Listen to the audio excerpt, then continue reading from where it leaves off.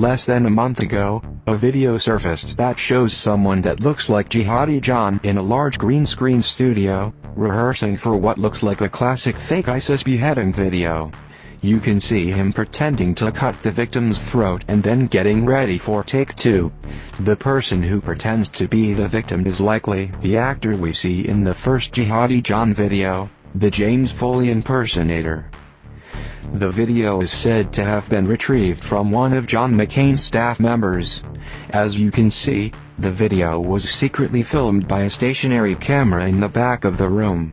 Secondly, the room is huge. It contains a lot of expensive studio cameras, lighting devices, and a very large green screen.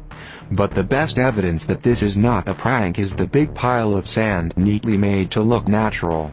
To get all of this organized would require a lot of professionals and a lot of time to get together. This studio is everything one needs in order to make identical Jihadi John style videos. Ask yourself, what kind of group would fake this, and what would be their motivation? Also, 1 month later, and no one has admitted that they were part of this production, which you would expect if this was for a public project like a movie or prank video. For now, I am 99% sure that this is Jihadi John in the video and that the big room is a CIA studio. Nothing points to another conclusion. This was probably one of the earliest rehearsals that they did before they released their first finished Jihadi John video in summer of 2014.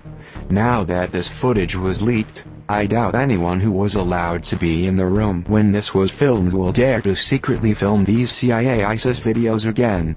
Or else they might find themselves in the next video. Everyone who knows how video editing works and who carefully studied the very first Jihadi John video knew that the video was staged using actors, and done using green screen. But if that wasn't enough, it also became obvious to any careful observer that the actor who pretended to be James Foley was just that. An actor. Just to be clear, just the first video used an actor to pretend to be James Foley. The other 3 that followed were not actors. The CIA kidnapped these men for the purpose of making these ISIS advertisements, and helped them recruit more Western recruits. They never intended these videos to be carefully analyzed by the sheeple, so that's why they did not bother to put a lot of work into them. That's why there is no blood during the beheadings, and that's why they fade to black when the beheading starts. For whatever reason they killed them off camera and cut off their heads later. The CIA has been training Syrian rebels at secret bases in Turkey and Jordan. The CIA is involved in the Syrian civil war. The Illuminati is not only arming and funding ISIS, but they had to help them out in another way, by advertising them to the West, and they figured out that the best way to accomplish that was to have the CIA produce their own ISIS videos using CIA agent Jihadi John. You see, ISIS is not a real state. Anyone can pretend to be ISIS, and as long as that person helps ISIS interests, there is no reason for any known ISIS official to make a public statement that distance themselves from, let's say, Jihadi John and his own videos. Jihadi John has probably never even set foot in ISIS territory. He probably only operates in CIA training camps in Iraq and Syria. It has been many months now since Jihadi John made a video, and I think I know why. The CIA is desperately trying to figure out how they can make people think that Jihadi John is an official ISIS member.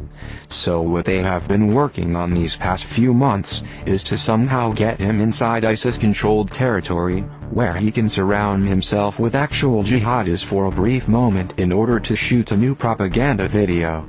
Either that, or they just killed him and we will never see him again. The CIA and the British equivalent, MI6, help run ISIS from within. The UK government already admitted that they have around 120 elite members deep within ISIS territory working as undercover agents. They claim that this is to weaken ISIS from within, by destroying their weapons. That is the biggest joke I ever heard. Just imagine 50 UK undercover agents, who don't even speak Arabic, living with ISIS members, being allowed access to various weapons stockpiles around the Middle East, and pull off destroying their weapons and somehow not get caught. As if ISIS wouldn't suspect trickery from day one. The fact is, these agents are not sent to weaken ISIS, but to help manage it. MI6 just announced this so they can have an explanation if they ever get caught helping ISIS. In 2005, they did the same in Iraq. They sent British SAS agents to Iraq to kill civilians in hit-and-runs while dressed as Arabs, to then blame these attacks on Al-Qaeda. 2 of them were caught and arrested by Iraqi police. The British government demanded that they be released immediately. When the Iraqi police refused, the British military sent in tanks and physically broke out these 2 men. This story was obviously covered up and received close to no media attention. The Illuminati seek control over the world economy and thus they need control over the oil. And that's why they focus so much on Syria. And that's why they want to kill or replace the president of Syria, so that they can install a puppet leader. In a recent 2015 interview, Assad admits that America wants more puppets, and that the US level of effort shows that they are not interested in stopping the Islamic State.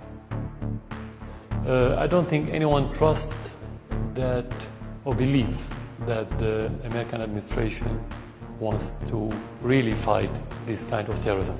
Second, they only attack the northern part of Iraq. I mean, they attack the terrorists in the northern part of Iraq, not the rest of Iraq.